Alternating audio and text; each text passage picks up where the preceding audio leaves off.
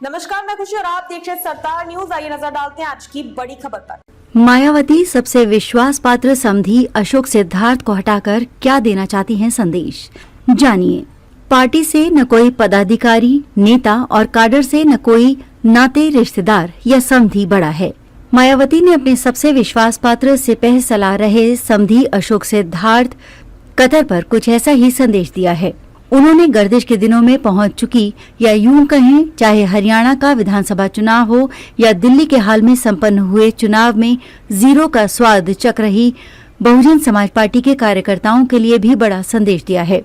संदेश साफ है कि पार्टी सिद्धांतों से कभी समझौता नहीं करेगी, कड़े फैसले लेने में हिचक नहीं।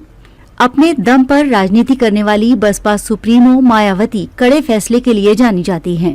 लोकसभा चुनाव में विफलता के बाद भतीजे आकाश आनंद को अपरिपक्व बताकर सभी पदों से हटाना हो या फिर कॉडर के पुराने नेता राम अचल राजभर और लालजी वर्मा को एक झटके से पार्टी से निकालना किसी से छिपा नहीं है। बेटी की शादी आकाश आनंद से करने के बाद अशोक सिद्धार्थ का कद पार्टी में जितनी तेजी से बढ़ा था, उतनी तेजी से पार्टी में गुटबाजी भी बढ़ी। दिल्ली में हाल ही में हुई राष्ट्रीय कार्यकारिणी की बैठक में इन मुद्दों पर चर्चा भी हुई थी।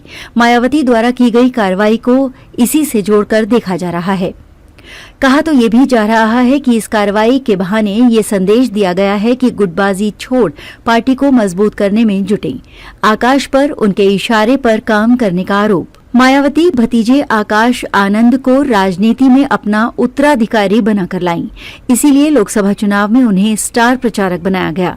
बताया जाता है कि पार्टी स्तर पर आकाश को जो बयान लिखकर दिया गया, उसके इतर वो बोले। इसके पीछे भी अशोक का हाथ माना गया।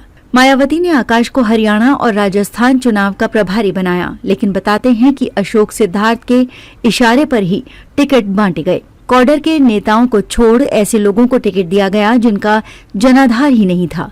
दिल्ली चुनाव में आकाश के स्टार प्रचारक बनते ही अशोक पर गुटबाजी के आरोप लगने लगे। सभी राज्यों में बसपा की बुरी तरह हार हुई और पार्टी का जनाधार गिरा।